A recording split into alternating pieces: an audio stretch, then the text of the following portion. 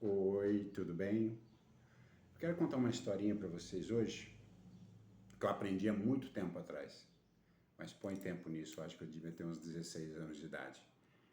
Um homem transformou o coração dele em pedra, desiludido completamente de todo tipo de paixão, enganado com uma namorada, traído por outra, sofreu com outra, ele resolveu transformar o coração dele em pedra. E ele tinha um sonho constante. E que sonho era esse?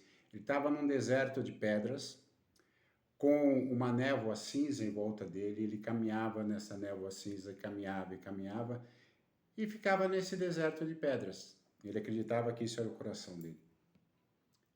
Mas de repente ele começou a sonhar que em meio ao deserto de pedras tinham rosas, cada dia uma rosa de uma cor.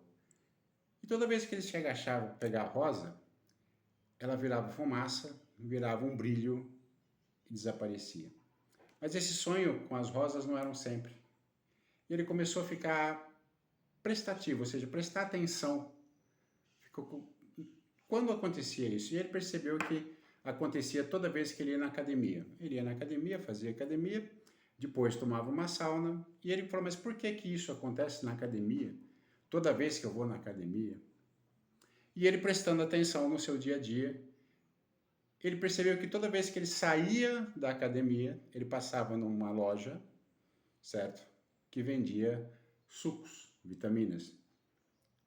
E nesses dias que ele comprava o suco e a vitamina, ele sonhava com as rosas.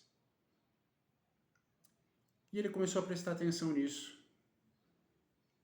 Então ele descobriu uma coisa interessante, que uma atendente da loja sorria para ele. E quando a moça sorria para ele, ele sonhava com as rosas. E ele ficou intrigado. E ele começou a conversar com a moça. Ela começou a contar a história dela, muito sofrida, com um ex-marido violento, 2 filhos para criar sozinha, 2 empregos, mas sempre com um sorriso no rosto. Então, um belo dia, ele passou a noite inteira acordado. Descobriu que aquele sorriso fazia ele amar novamente. E ele estava amando novamente. Essa história me foi contada por uma pessoa muito especial, que já passou, fez sua passagem.